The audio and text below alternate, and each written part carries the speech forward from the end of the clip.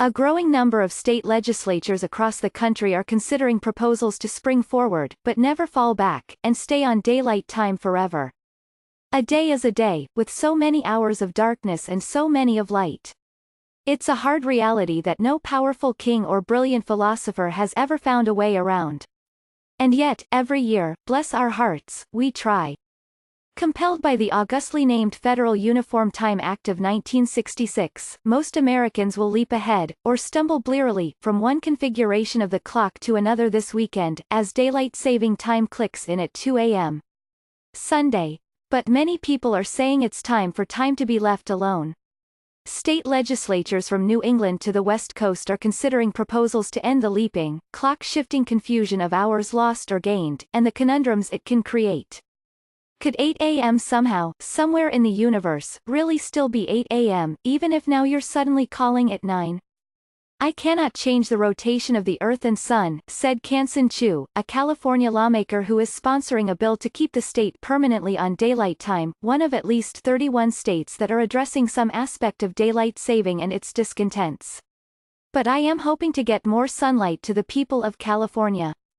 Proponents of setting the clock once and being done with it, like Mr. Chu, a Democrat from the San Jose area, said that shifting back and forth in the spring and fall, if it ever really made sense, no longer does.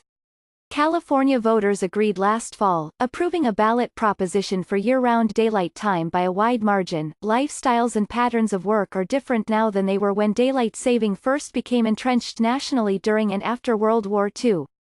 Research, Mr. Chu and others said, has shown that human beings just aren't as flexible about their daily rhythms as they once seemed. Accidents, heart attacks and strokes tend to occur in greater numbers around the time shift. The 1966 law allows states to opt out of daylight saving, and Hawaii and Arizona do so, staying on standard time all year, so does Puerto Rico. But for reasons that historians say remain murky, the law does not allow states to opt in all the way, and choose daylight time year-round.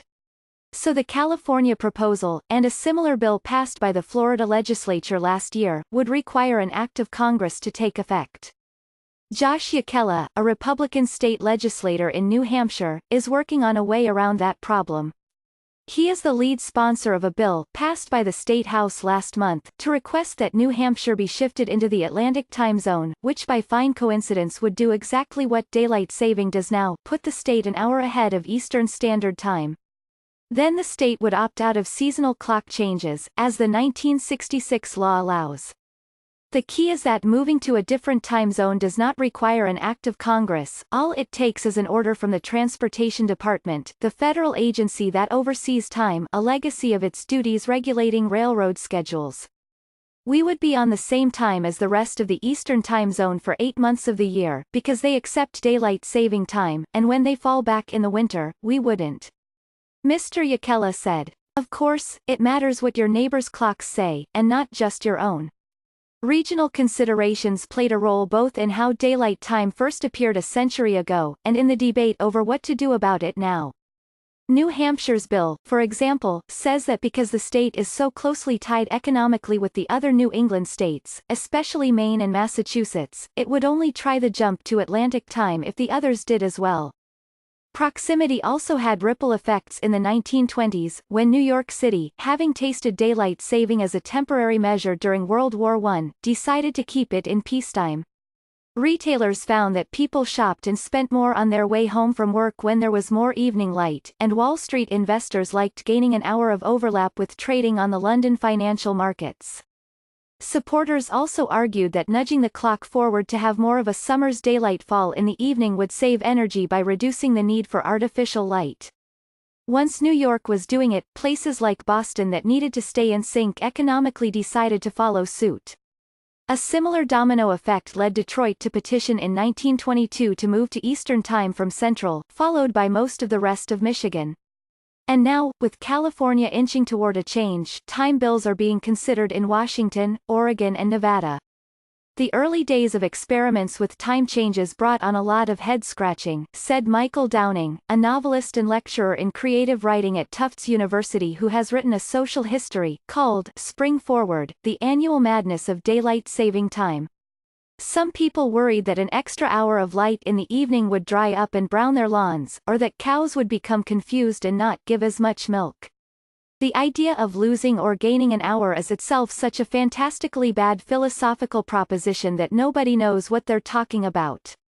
Mr. Downing said. Most people don't even understand whether moving the clocks forward gives them more sunlight or less sunlight in the morning.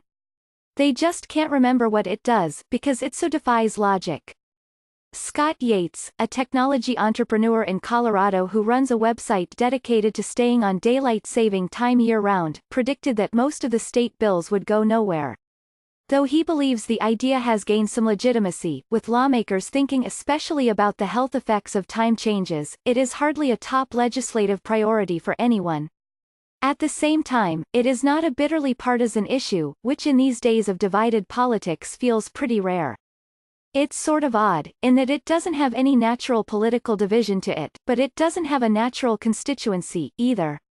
Mr. Yates said. It's actually kind of refreshing in that way,